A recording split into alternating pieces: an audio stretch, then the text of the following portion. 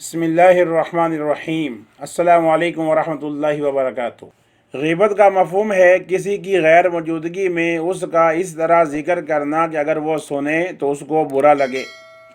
اخلاقی برائیوں میں سے غیبت جس قدر بری بیماری ہے، بدقسمتی سے ہمارے معاشرے میں اسی قدر عام ہے۔ بہت ہی کم لوگ ہیں جو اس بیماری سے محفوظ ہوں گے۔ اللہ تعالیٰ نے مسلمانوں کو اس گناہ سے بچنے کی قرآن پاک میں تلقین فرمائی ہے اور غیبت کرنے والے کو مردہ بھائی کا گوشت کھانے کے مترادف قرار دیا ہے۔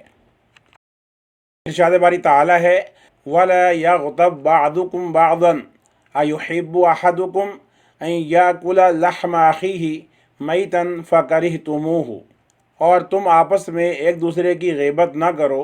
کیا تم میں سے کوئی پسند کرتا ہے کہ اپنے مردہ بھائی کا گوشت کھائے، پس تم اسے ناپسند کرو گے۔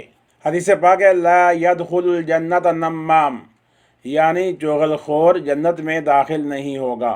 غیبت کے بے شمار نقصانات بھی ہیں۔ غیبت سے باہمی نفرت کو ہوا ملتی ہے، دشمنی کے جذبات بھڑکتے ہیں۔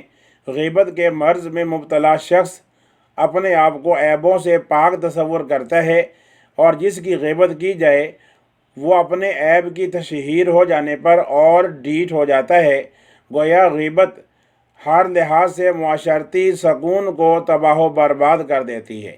نبی اکرم صلی اللہ علیہ وآلہ وسلم نے معراج کے واقعات بیان کرتے ہوئے ارشاد فرمایا، میں نے ایک گروہ کو دیکھا، ان کے ناخن تانبے کے تھے، اور وہ لوگ اپنے ان ناخنوں سے چہروں کو، اپنے سینوں کو نوچ رہے تھے۔ میں نے جبرائیل سے پوچھا کہ یہ کون لوگ ہیں؟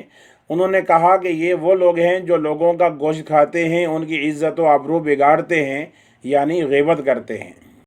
شریعت اسلامی میں غیبت صرف دو صورتوں میں جائز ہے، ایک مظلوم کی ظالم کے خلاف فریاد کی شکل میں، اور دوسرا کسی فریب کار کی فریب کاری سے لوگوں کو آگاہ کرنے کے لیے۔ اس کے علاوہ کوئی اور صورت جائز نہیں۔ غیبت اور تہمت میں فرق ملحوظ رکھنا بھی ضروری ہے۔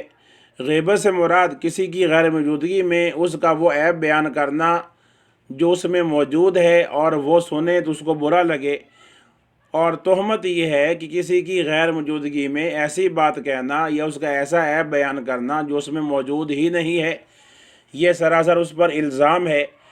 اسے تہمت یا اتہام بھی کہتے ہیں۔